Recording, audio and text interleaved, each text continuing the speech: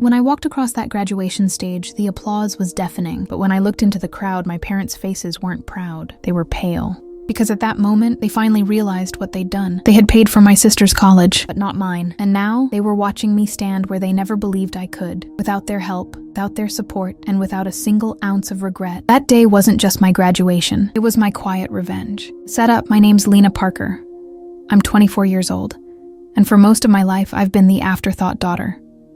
Not unloved, just invisible. I grew up in a small town where my parents ran a little family hardware store. We weren't rich, but we weren't struggling either. My dad always said, "We take care of our own." Except, apparently, I didn't count as one of our own. My older sister Emily was the golden child. Straight A's, varsity athlete, student council president. She was the kind of daughter who got framed on every wall of our house. And me?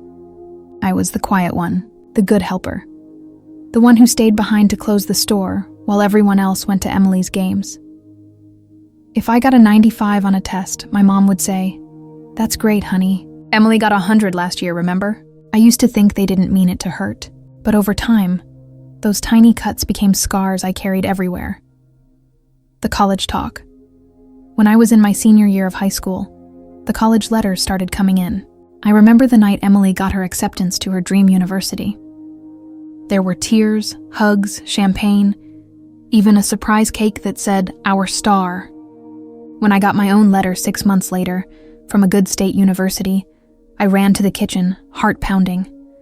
"Mom, Dad, I got in!" I yelled. They looked up from their dinner, smiling politely. "That's nice, sweetheart," Mom said. "But we still have to think about money, okay? College isn't cheap." I waited for Dad to say something, anything. But he just nodded. "We'll see what we can do," that was it.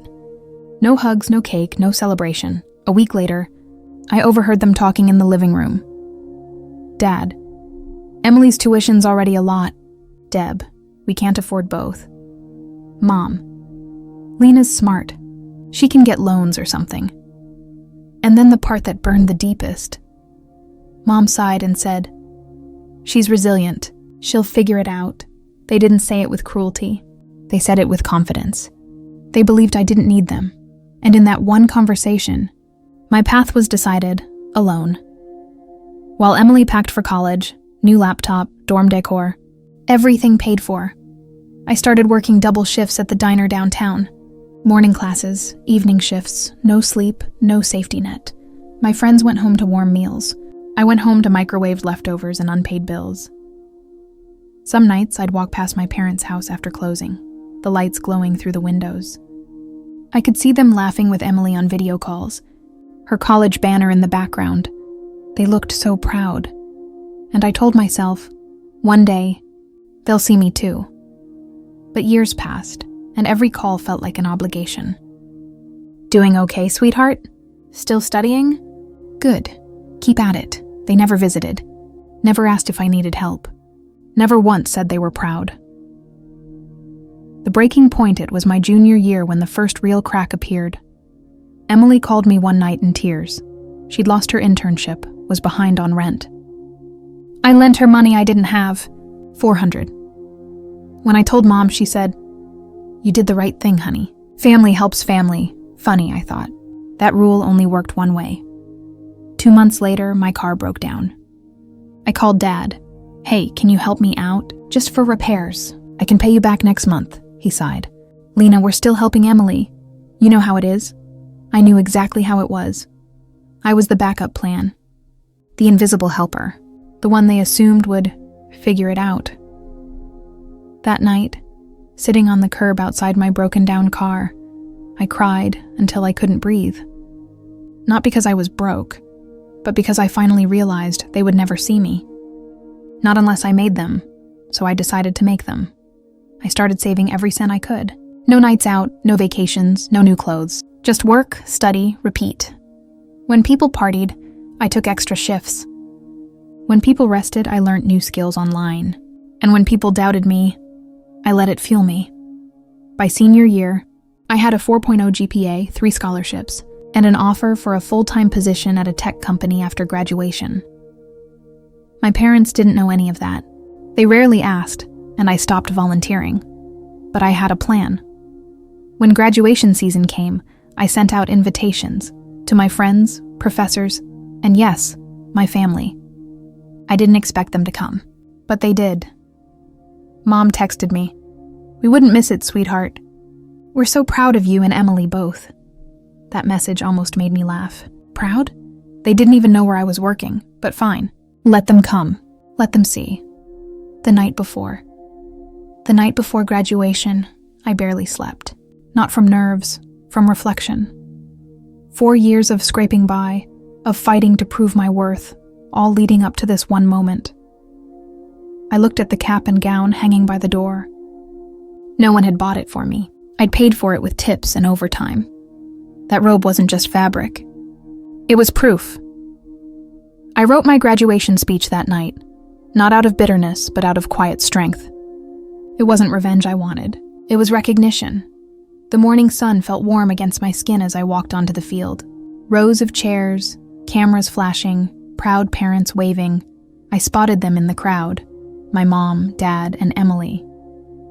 Emily waved excitedly. Mom clapped, smiling like she'd always been my biggest fan. I smiled back, small, polite, detached. When my name was called, I walked across the stage with my head held high.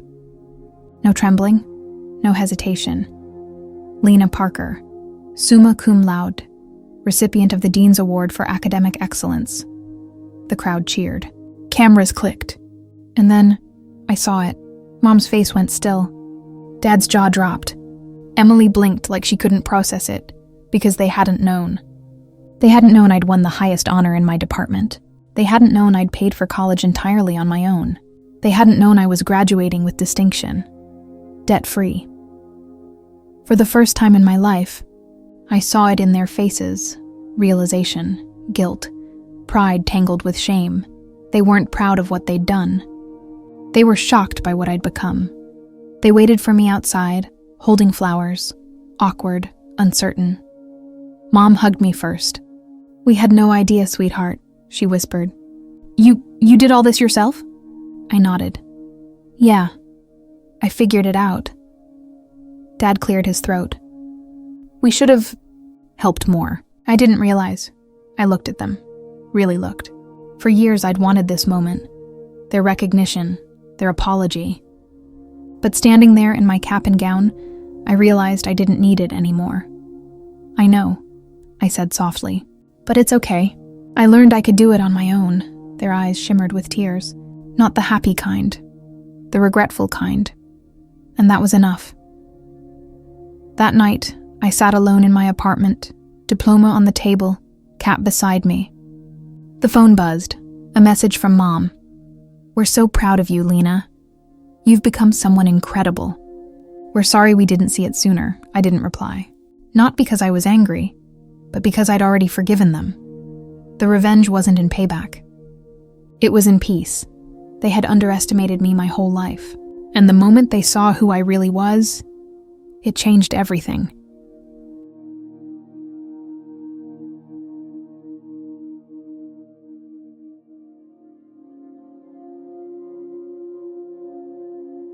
The weeks leading up to graduation passed in a blur.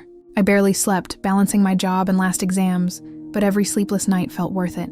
I wasn't just earning a degree. I was reclaiming something my parents had taken long ago. My right to believe in myself. My gown arrived 2 days early. I hung it on the back of my apartment door and just stared. It didn't feel like fabric. It felt like armor. I still hadn't told my parents I'd completed my degree. The last time we'd spoken, Mom said, "Your sister's graduation is next month. Try to come. Family supports family. Family supports family." I repeated those words until they became hollow. But when the invitation for my own graduation came, I mailed it to them anyway, partly out of habit, partly to see what would happen. The morning of the ceremony, the campus buzzed with pride and camera flashes. Everyone wore the same robe, yet somehow I felt invisible, standing among parents holding bouquets for their kids. I spotted Jenna in the crowd before I saw my parents. She looked almost identical to her college pictures. Designer dress, perfect curls, a smile that said, "Everything always works out for me." Mom stood beside her, clutching a bouquet of roses, the same shade she brought to Jenna's graduation 3 years ago. Dad was the first to see me. His eyes widened slightly, like he'd just remembered a detail he meant to ignore. "Emma," he said, uncertain. "We didn't realize you actually finished." "I did," I said quietly. "Working nights helped pay the tuition." Mom tried to smile, but it looked forced. "You should have told us. We could have come prepared." Prepared. The word stung. They hadn't prepared a single thing when I needed them years ago. The ceremony began before any more could be said. The dean's speech floated over my head, something about resilience and perseverance, words that suddenly felt personal. When my name was called, the applause from the audience thundered. Not because I had a cheering section, but because I clapped for myself as I walked. Every step up that stage felt like one less weight on my shoulders. The dean shook my hand and said, "Congratulations, Emma Walters, Bachelor of Business Administration, summa cum laude." For a moment I froze. Summa cum laude. Highest honors. I hadn't even told them. The crowd cheered louder. Cameras flashed. And when I looked toward the stands, I saw my parents' faces, pale, stunned. Jenna's smile had vanished. Mom clutched her pearls as though the words might choke her. Dad blinked, trying to process it. Their daughter, the one they didn't invest in, was graduating at the top of her class. I didn't need revenge. That was it. That look was enough. After the ceremony, the department chair approached me. "Emma, the firm sponsoring your internship has offered you a full-time position. Starting salary looks good. Congratulations," I thanked her, holding back tears. My parents overheard. Mom's lips parted slightly. "You're already working full-time?" she asked. "Actually," I said, "I've been working for years. You just never asked where all those late nights went." She looked down, embarrassed.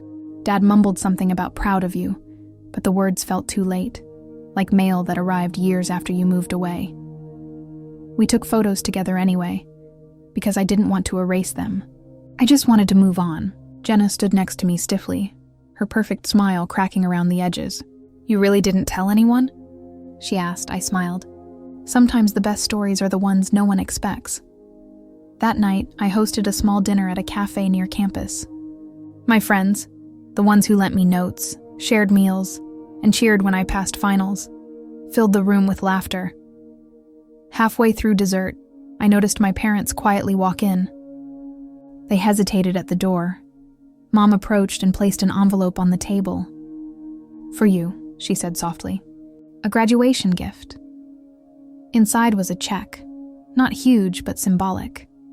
"I don't need it," I said gently. "I've already paid for everything." Her eyes welled up. "Emma, we didn't realize how much we hurt you." I believed her. But forgiveness wasn't something you could hand over like a bouquet. It had to grow slowly, the same way I had. When everyone left, I sat outside beneath the streetlight with my gown folded beside me. My phone buzzed with messages, friends, professors, co-workers. Then one more came in from Dad. "We're proud of you. Truly. We're sorry it took us this long to see you." For the first time, I didn't feel bitterness. Just peace. I looked up at the night sky, the same one that had witnessed all my late-night study sessions, and whispered to myself, "You did it." Months later, I started my new job in another city. My apartment was small but bright, and the first thing I hung on the wall was my diploma. Sometimes Jenna calls. She's different now, quieter, less entitled. We don't talk about the past much, but I can hear something new in her tone. Respect. As for my parents, they visit sometimes. We're still learning each other again, step by step. Because revenge wasn't the goal. Recognition was. And that day on stage, when they saw my name and heard that applause, I got all the recognition I ever needed. Closing narration for voiceover. Sometimes the sweetest revenge isn't loud. It's walking across a stage they never thought you'd reach. and smiling as they realize they were wrong. Because real success doesn't shout, it simply shines.